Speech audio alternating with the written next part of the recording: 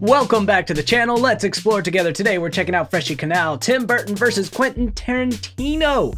The battle of the directors. Let's see what we got. Here we go. If you're not familiar, Freshie Canal is like an ERB type spin-off channel, but a lot of the time what they do is pretty high quality. So let's see.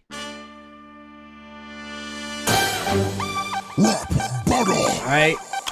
Now, Tim Burton produced Nightmare Before Christmas. He did not direct it. I'm just saying that because the first image is the Nightmare Before Christmas little thing. Tim Burton versus Quentin Tarantino. I like this. Just the sudden. Is this the dad of the remakes that everybody hates on? Whose career is based on? It's just a phase, Mom. Laying off. His career is based on it's just a phase. It's not a phase, Mom. Did he say it's a phase? That everybody hates on. Whose career is based on? It's just a. He got that expression wrong. It's not a phase, Mom, is what he was supposed to say there. So points reduced because you misunderstood the turn of phrase. The phrasing there, the cliche there is, it's not a phase, Mom, because Mom says it's a phase, and your response is, it's not a phase, it's who I am. So you completely misunderstood the insult you were trying to make there. Points lost. Phase, Mom. Laying off, can't write for shit, so take notes, amigo. Cause I spit so sick, call me Tintin Quarantino. Bad pun. Oh, you made the corpse bride? My bride's making corpses. Exploding people's hearts like your bride's with divorces. Like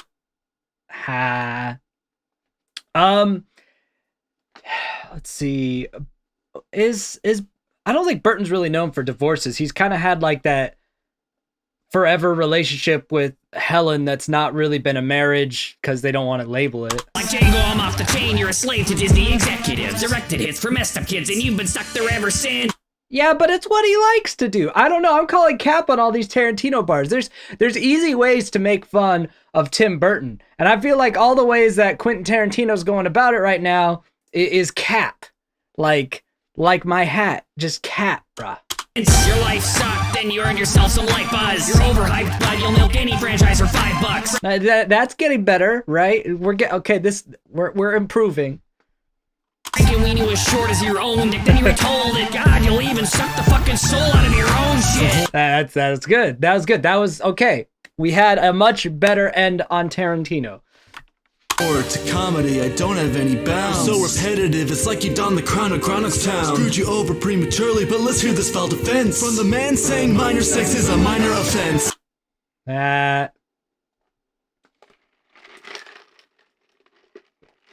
We're taking that a little out of context, but fair play. The devilish nightmares I craft are a straight-out son of class. While you hop in timeless to bounty hunt for the N-word pass. Hop in timelines to bounty hunt for the N-word pass. I'm gonna have to call cap on that as well, but it still made me chuckle. He's talking about Django Unchained and the N-word controversy and blah, blah, but not what was happening, but still funny. With your scripts filled with racist hatred and foul intent, you get even touchier than Harvey Weinstein on set. No. Again, cap. There's not racism in Quentin Tarantino's work at all. Like there's commentary on racism, right? And there's a lot of talking about the history of that in certain works, but they're definitely not racist pieces that he puts together. I would say the most racist thing you could probably get Tarantino for would be Kill Bill being cultural appropriation. But then it's hard to even call cultural appropriation because they didn't really make it appropriate for white people. It was just some white people doing more Japanese inspired martial arts. So yeah, you have to stretch pretty far to get Quentin Tarantino in the box of racist films. I'm stopping this has, but I'm not someone you should mess with.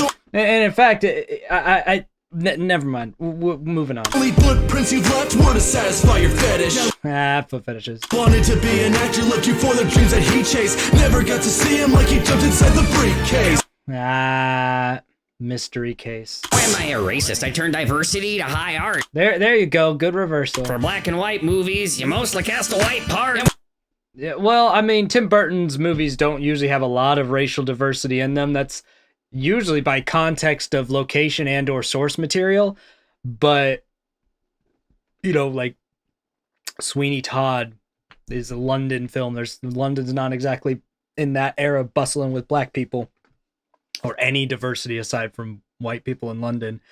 Let's see. His Batman film, he had Harvey Dent played by a black man. What's that man's name? I always know him from Happy Gilmore. But, you know, I think that Burton, I get the reversal, but just to be fair to Tim Burton, it's a fun little rhyme of, speaking of black and white films, they both have fiddled with some black and white movies. You mostly cast the white part. I get it. It's fun bars, but in the defense of old Tim Burton, since they're trying to make this battle so racially charged for some reason, he hasn't exactly made movies where it would have made sense to have hugely diverse casts. So it seems like if he had just inserted ethnic characters into his movies, it would have been kind of pandering, wouldn't it? You know, another example, Edward Scissorhands is a parody on like a nice white suburban neighborhood. So, you know, you get it. What hellish barbershop did you get that hairstyle in? Sweeney Todd would rather cut your throat than give you that kind of trim. Wouldn't Sweeney Todd rather cut anyone's throat than give someone a haircut? Do you understand the character you're talking about? Sweeney Todd liked to shave people. He wasn't really huge into haircuts. And yeah, he would rather slit your throat because that was his whole thing. He'd rather slit the throat of anybody.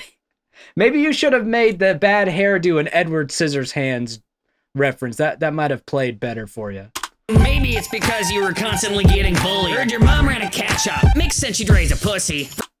From Walker to Alice, you tarnished loads of timeless movies. You ruined a million titles because your own was kind of booty. I mean, that's fair play. I don't like the Tim Burton adaptations of either of those things, and I do like that he takes it back to Burton's childhood. So we're getting better. I think there's certain areas of this battle where you're hitting a good lane, but I'm not like super into it because you keep going into weird race baiting stuff and just also bars that aren't true. No matter how much you decide to curse your creativity, your own creations would still circle you out as the biggest creep. There you go. That's a good little thing. Tim Burton is a weird dude. You were known to bring a bloodshed battle, but tonight my giant peach is smoking your red apple. James and the Giant Peach reference. Nah. You get it if you get it. My Dutch tilts, twisting all the trunk dub raps. You brought skedaddle off because your cuts cannot dodge these panning shots. I'm savage, dog. Running. Panning shit.